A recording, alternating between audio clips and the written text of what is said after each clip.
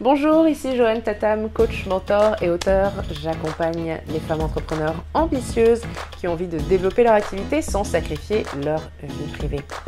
Et la question qui revient le plus souvent est la suivante. Joanne, comment je fais pour trouver du temps pour moi en étant entrepreneur? La réponse, elle est toujours très directe. La réponse, c'est que vous ne trouverez jamais de temps pour vous. Pourquoi? Parce que le temps, il ne se cache pas dans des tiroirs ou dans des placards.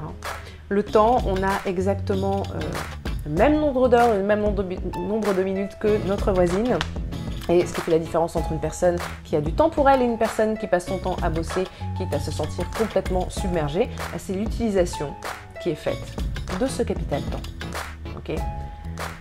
Votre avantage en étant entrepreneur, ceci dit, c'est que vous êtes votre propre boss et donc vous pouvez décider de ce que vous faites et quand.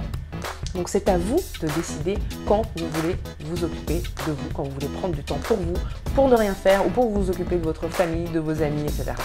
Vous devez prendre la décision, vous devez prendre ce temps tout comme vous prenez votre vie en main, bon sang de bois.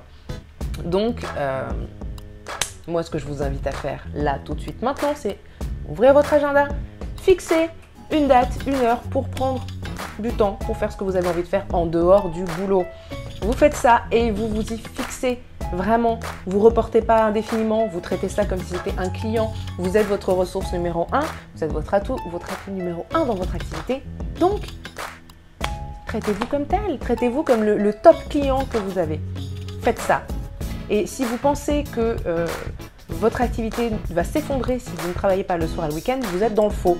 Parce que si elle s'effondre, si vous ne travaillez pas le soir et le week-end, ça veut dire que vous avez un gros problème de fonctionnement ou de limite avec vos clients. Okay, votre activité doit pouvoir tourner même si vous n'êtes pas là pendant quelques heures, même si vous prenez un week-end ou des vacances. Et ça pourrait faire l'objet d'une autre vidéo. Je vous laisse aujourd'hui avec une prescription spéciale. Voilà, ouvrez votre agenda, fixez-vous un moment pour vous, quelques heures pour vous, un week-end entier qui sait même peut-être. Soyons folles, prenez le temps, il est là. Prenez-le où il est, dans votre agenda tout simplement. N'hésitez pas à partager votre expérience avec le fait de prendre du temps pour soi tout en ayant une activité. Dites-moi si c'est facile, difficile pour vous, comment vous vous y prenez.